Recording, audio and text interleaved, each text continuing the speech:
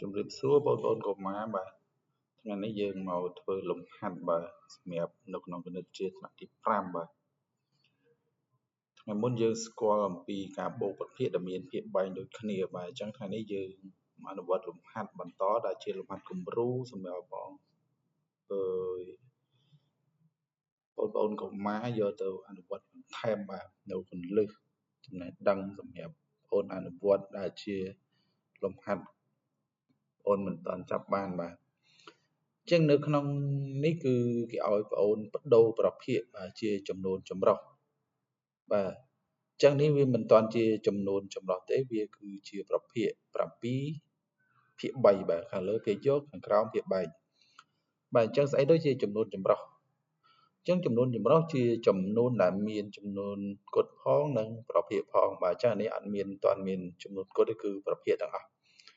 បាទអញ្ចឹងយើងត្រូវធ្វើម៉េចដើម្បីបដូរវាទៅជាចំនួនចម្រុះដែលមានចំនួនគត់ផងនិងប្រភេទផងបាទអញ្ចឹងយើងត្រូវធ្វើប្រមាណទីចែកបាទទីចែកដោយយកភាគយកចែកនឹងភាគបែកបាទឥឡូវយើងចាប់ផ្ដើមចែកដោយយកភាគយកចែកភាគបែកមានថា7ចែកនឹង3បាទឥឡូវយើងចាប់ផ្ដើមចែកមកដោយយក7បាទយើងធ្វើប្រមាណទីវា7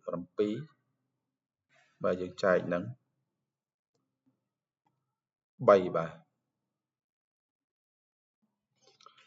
អញ្ចឹងយើងចែកលេខធម្មតា7ចែក3បាទអញ្ចឹង7នេះមាន3ប្រមាណដងគឺមាន2ដងបាទយើងដាក់2ដងបាទ2 3ដង6ឬ3 2ដង6បាទយើងសរសេរមកយើងធ្វើបាន2ដងបាទអញ្ចឹង7ដក6នៅសល់7ដក6នៅសល់1បាទយើងសរសេរលេខ1អញ្ចឹងជាសំណល់បាទអញ្ចឹងនៅពេលនេះយើងបានហើយយើងបានយ៉ាងម៉េចគឺយើងបានវាជាចំនួនចម្រុះហើយបាទអញ្ចឹងយើងត្រូវសរសេរយ៉ាងម៉េចបាទអញ្ចឹងយើងសរសេរវាដោយ7ភាគ3ហ្នឹងយើងបដូរជាចំនួនចម្រុះយើងបានសរសេរដោយមានចំនួនគត់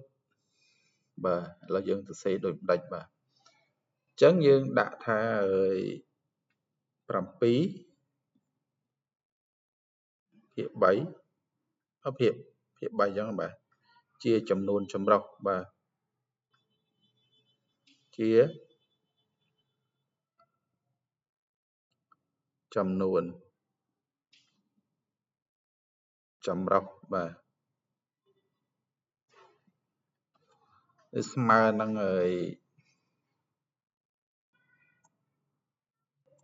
បាទយើងយកសុំឡើងលើបន្តិច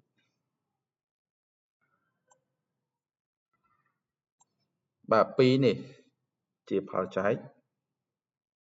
បាទផលចែកនេះយើងសរសេរ2បាទយើងអូសរបោភាគមកបាទអញ្ចឹងភាគបែង3នេះបាទ3ទៅនេះយើងទុកវានៅដដែលបាទទុកដដែលអញ្ចឹង1នេះជាសំណល់បាទជាសំណល់នេះបាទយើងទៅដាក់នៅលើនេះដែលជាភាគយកបាទអញ្ចឹងយើងបានជាចំនួនចម្រុះហើយគឺ2 1ភាគ3បាទដែលជាចំនួនចម្រុះនៃ7ភាគ3បាទសម្រាប់លំហាត់អនុវត្តបាទបងអូនធ្វើខាងក្រោមគឺ8បាទ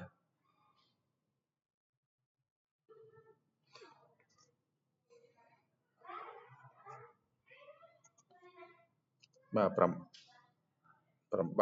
ភាគ3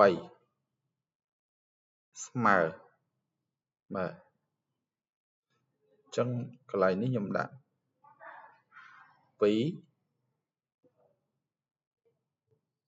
បាទ